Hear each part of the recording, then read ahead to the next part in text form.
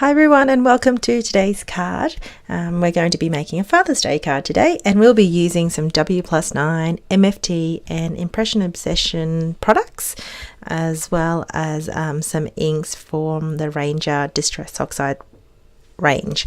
So we're going to be making a flip-flop card, which is a new type of card for me, and an interactive card, which is always fun. And it's going to be a side folding card. The reason why this is so important is because of the flip-flop. So I've measured here the center, and I'm just marking with a pencil where the center would be and where I would need to run that through the die cutting machine. So I wanted to stamp the front panel first with some Distress Oxide ink and the Dizzy Dots background, and I'm just heavily laying that on. I'm layering that ink on to the background stamp set. So I'm just going to place the card front panel over and got some scrap piece of paper and just applying a good amount of pressure throughout that card and just making sure I get what I can. I'm not going to be overly stressed if I don't get a good imprint, which you'll see. Because there's going to be some layers added to this card, you won't notice too much of it as well. So just lifting that off, revealing this really cool background, which I absolutely love. It's ready to be put through the big shots. So just grabbing the die again. I'm going to get some washi tape, place it in the center where I've marked with the pencil, and just making sure this will not move. Now also opening it up before I put it through the big shot. Don't ask me how I know that, but I do. And I'm just going to carefully lift this off the panel here. Now I do take my time because I forgot to de-static or de-stick the washi tape. So now this actually scores as well. So I just used my bone folder to reinforce, and there you see the flip-flop part, which I absolutely love. I think it's so much fun, and it's a great fun element to add on your cards. This also comes with the rectangle insert. I initially thought I was going to use the pattern paper, but I didn't want to cover all of that stamped background, so I decided on vellum. Now this is the stamp set W+9, which comes with coordinating dies, which is fabulous. It also has the shadow component of the word, which I'll die cut in black cardstock, and then also the word dad I'm going to cut with pattern paper from the MFT black and white range. Now here I am thinking I've chosen one kind of paper, and I second guess myself, which is fine, which is great. So I couldn't guess, so I die cutted it twice and made my decision. So after I die cutted it twice, I held it up against the black cardstock and also in the card, and I realized I want the stripes. I think it would be just too dotty overbearing, if that even makes sense.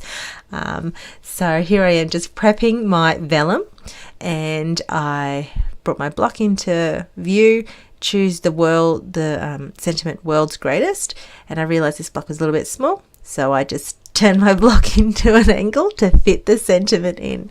I was just too lazy to get another one, to be honest.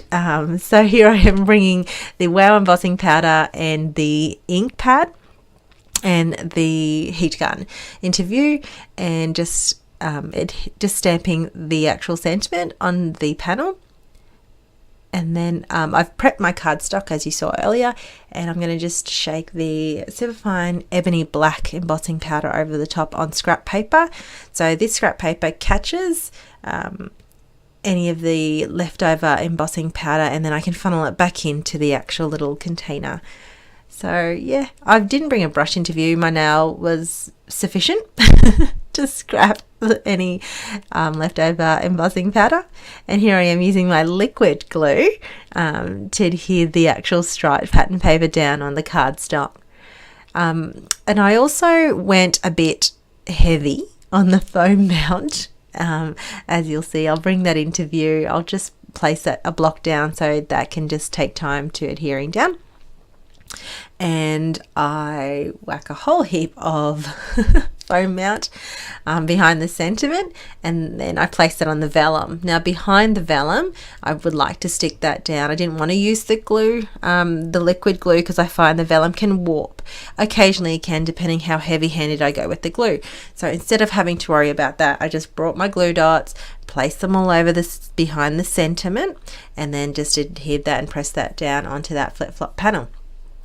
I also wanted to carry the theme and do a little bit more on the inside. It's been just my thing at the moment, making sure it's finished.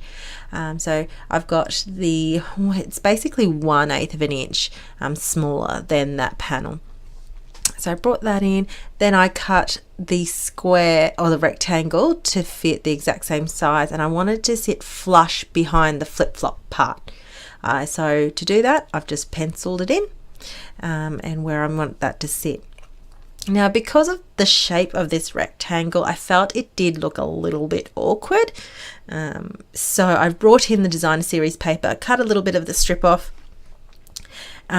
just to put on the left hand side of that, which I think is a perfect element for that.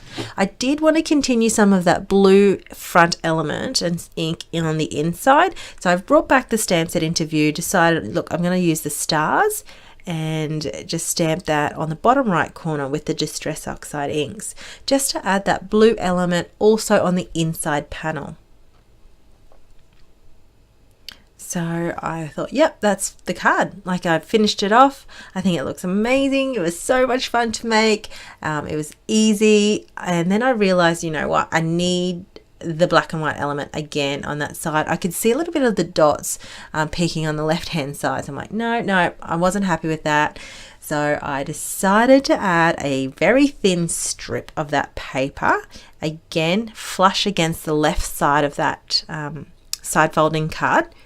And that way, if it did peek through, which it does slightly, it's like a hair, but it did bug me.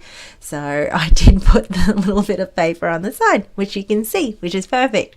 So there's my flip-flop card. I was quite happy with that and how it turned out. And it was very fun to make. So I hope you enjoyed today's card creations for Craftie Cafe.